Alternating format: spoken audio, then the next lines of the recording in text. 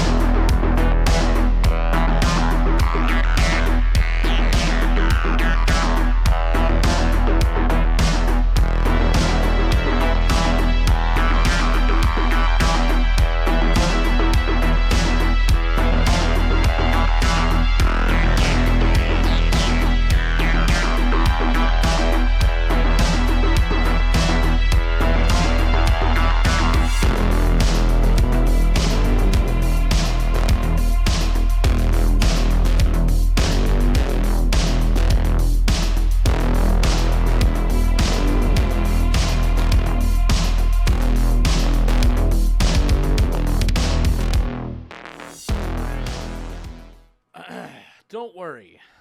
For those of you who read the title of the video and who know what I'm reviewing today, it has nothing to do with the movie. No, it's just that I didn't even get a chance to start this thing until almost 10 o'clock at night, which means that I wrote my notes once it was over, and I haven't even started recording until, my clock on my computer says about 11:07 right now is the time that this is being recorded. I was at class all day.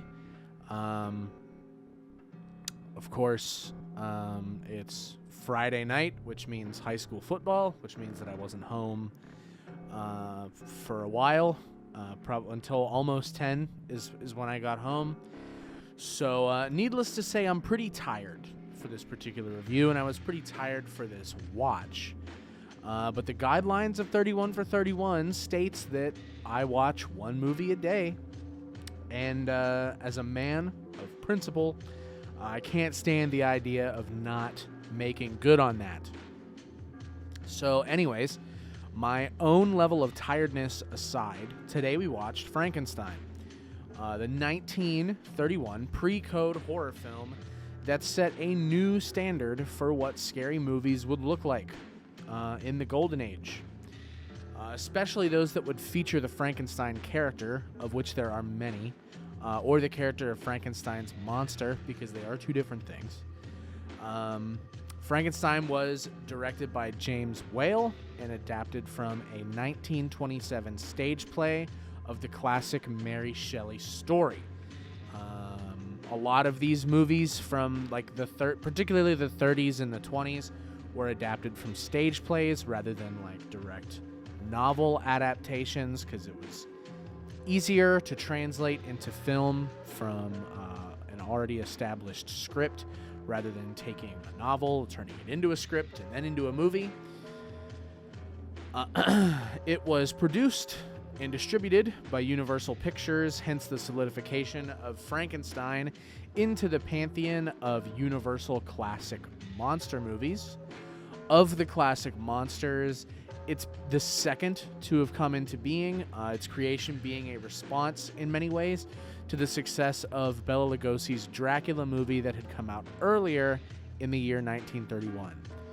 The turnover time for movies to get made and distributed was a lot shorter than it is now. It pulls inspirations from many, many different sources and adaptations of this particular story. However, the film adaptation is probably the most important one in terms of standardizing the classic story of Frankenstein and his monster. If it wasn't for this film, we likely wouldn't have a popularized Frankenstein monster with a flat head, shabby clothes, a prominent brow, and bolts sticking out of his neck. It's because of this film that we think of Frankenstein the way that we do. When it comes to the story, it's a tale that doesn't really need recited, though I will give you the Cliff Notes version Dr. Henry Frankenstein, played by Colin Clive, is a crazy, crazy science man who's trying to create his own human by stitching together a body from the corpses of hanged criminals and then zapping it to life with the help of a passing storm. His experiment works. The monster comes to life, kills Frankenstein's hunchback assistant. His name is Fritz, by the way, not Igor. That's a pretty common mix-up, though I think he did end up getting called Igor officially in later movies. In this one, his name is Fritz. They try to kill the monster. Frankenstein and some of his cohorts try to kill the monster. The monster escapes, and then the town forms a lynch mob to kill him. There's quite a few interesting details involved in the production of Frankenstein, particularly due to its status as a post-code film, or a pre-code film, meaning that it was produced before the world of film was heavily regulated for what content was and was not acceptable to be shown on screen. Now, firms that were behind the creation of film back in the pre-code days were hardly making Terrifier 2, but they did have far more freedom than their successors would in the decades following in the introduction of the Hays Code in 1934. Cuts of the film were censored differently depending on what state they were being shown in, following the instatement of code guidelines a few years after it came out. Based on what I read, it seemed like the Northeast states like Massachusetts, New York, and Pennsylvania tend to have the most stringent guidelines on what could and couldn't be shown in this movie. Two of the most famous scenes to be censored were the scene in which Henry Frankenstein declares that he knows what it's like to be God. So whenever he is resurrecting or giving new life to his monster baby, Victor, who's another character in the movie, says something to him. I think he says, like, by God, what have you done? Or something like that. And Frankenstein responds by saying, by God, well, now I know what it's like to be God. That's not an exact quote, but something along those lines. The blaspheming language that is used in that particular scene was not very well liked by the post-code guidelines and people who were in charge of censorship, so it got removed from a lot of cuts of the movie. And then the very, very well-known scene of the monster throwing a little girl into a pond to drown was also removed in a lot of cuts of the movie. Both scenes are restored in the version of the film that's available on Peacock today, which is how I watched this movie. But for a long time, it wasn't particularly common to see cuts that included them. In fact, if you watch the movie on Peacock, if you skip to that scene, particularly the drowning scene with the little girl and the flowers in the lake, you can tell the footage is different. You can tell that it is this cut has been kind of cobbled together after being tampered with. You can definitely tell. Additional cut content would be lost and never recovered due to the editing method that you had to use for movies of the time. They had to cut the scenes directly out of the original camera negative, so if they got left on the cutting room floor, they literally got left on the cutting room floor. Youch. The movie is the quintessential Golden Age classic, so there's not really much I can say about it that isn't speaking on the influence it would eventually have on other horror movies. What I will say, though, is that for a pre-code movie from the 30s, it's surprisingly pretty unnerving at times. Clive's performance as Dr. Frankenstein himself set a lot of guidelines for that character and for the idea of a mad scientist character in general, and he comes across genuinely unhinged at times. Even in that overly dramatized Golden Age style of performance, it's still very effective. The first shots of the monster, as well, are also incredibly effective. One thing that was particularly striking to me when it comes to Frankenstein is the lack of music.